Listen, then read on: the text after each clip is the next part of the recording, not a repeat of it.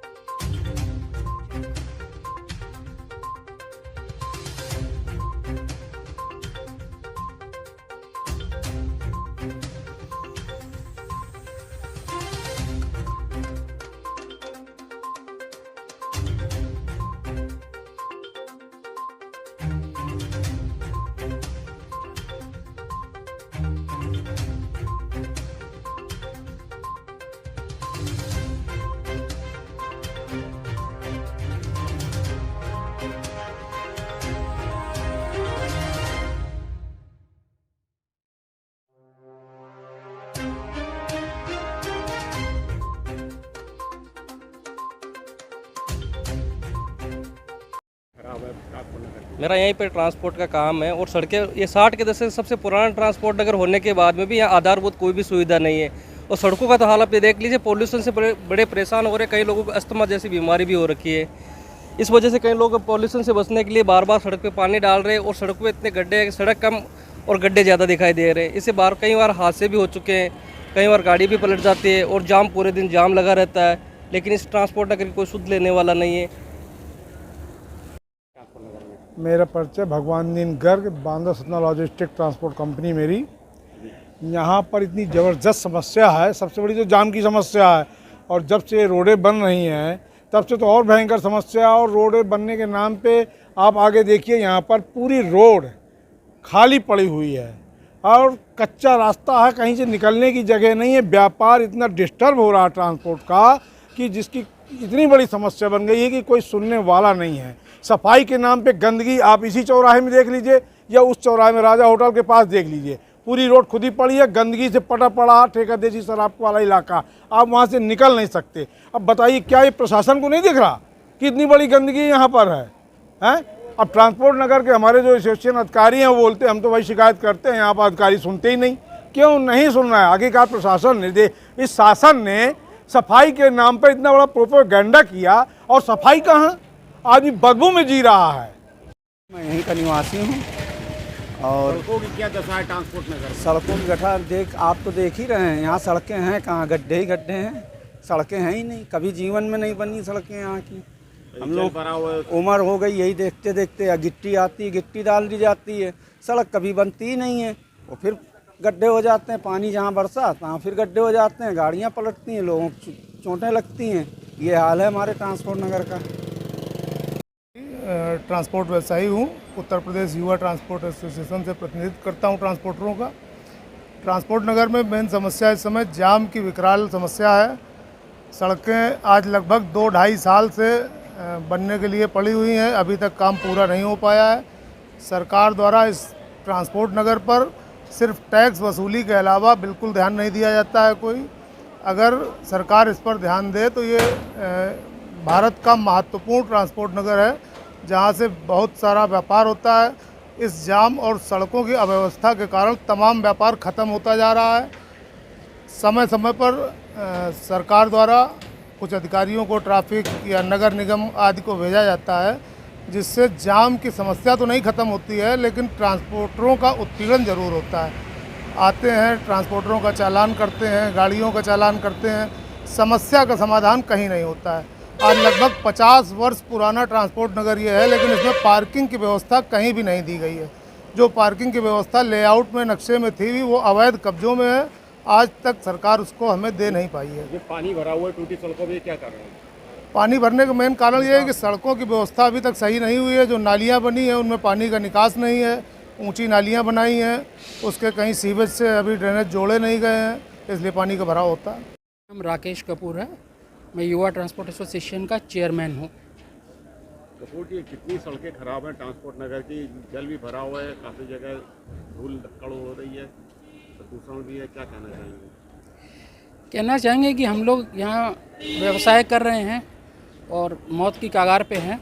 ऐसी स्थिति है कि जो PWD का कार्य हो रहा है सड़कों का, वो एक सराहनीय कार्य है, लेकिन उनकी जो शैली है वो बहुत ही, कोई उसमें उनकी स्कीम नहीं है, कोई सिस्टम नहीं है। जहाँ मर्जी आके नाली खोद देते हैं, जहाँ उसके बाद छोड़ देते हैं। उसकी वजह से ट्रांसपोर्ट नगर जाम की ये स्थिति है कि हम लोग व्यापार नहीं कर पा रहे हैं। कोई गाड़ी कार हम लोग छोड़ के आते हैं, नया पुल पे पैदल आना पड़ता है, पैदल आने में हम लोग को आधा घंटा लग जाता है। ट्रांसपोर्ट पर दिया जाता है, फिर भी ये सड़क की नहीं बन पा रही सालों में, क्या बात है? सड़कें तो टैक्स तो हम लोग दे ही रहे हैं, कोई भी ऐसा ट्रांसपोर्टर नहीं जो टैक्स नहीं देता है। जबकि हम लोग के ऊपर टैक्स की कोई अब लिमिट नहीं है, बहुत ज़्यादा बढ़ाया गया, अलग अलग तरीके से लिए जा रहे हैं। GST के मार्फत हम लोग का शोषण हो रहा है और सड़कों के लिए जो प्रस्ताव आया, जो कार्य हो रहा है वो भी बिल्कुल सुनियोजित नहीं है। इसकी प्रस्ताव तो आया है, कार्य भी हो रहा है, लेकिन उनकी अव्यवस्था के कारण हम लोग इतना बुरी तरीके से फंसे हुए हैं कि हम लोग का पूरा सीज़न बेकार हो गया, व्यापार चौपट हो गया। हम लोग का स्वास्थ्य BP हावी हो जाता है शाम तक कि गाड़ियां हम लोग की लोडिंग पे नहीं लग पाती, टाइम से पहुंच नहीं पाती, व्यापारी को कमिटमेंट नहीं कर पाते, कोई व्यापारी को माल नहीं दे पा रहे हम लोग। ये सिर्फ अव्यवस्था और कोई स्कीम, गवर्नमेंट की स्कीम ना होने के कारण नहीं हो पा रहा है। घंटों जाम भी फंसा रहा है। बहुत घंटों 4-4, 8-8, 9-9 घंटे जाम लगता है हम लोग का। इस वजह से जो गाड़ियाँ लगी नहीं पा रही हम लोग की लोडिंग पे, ना माल आ पा रहा है ना जा पा रहा है।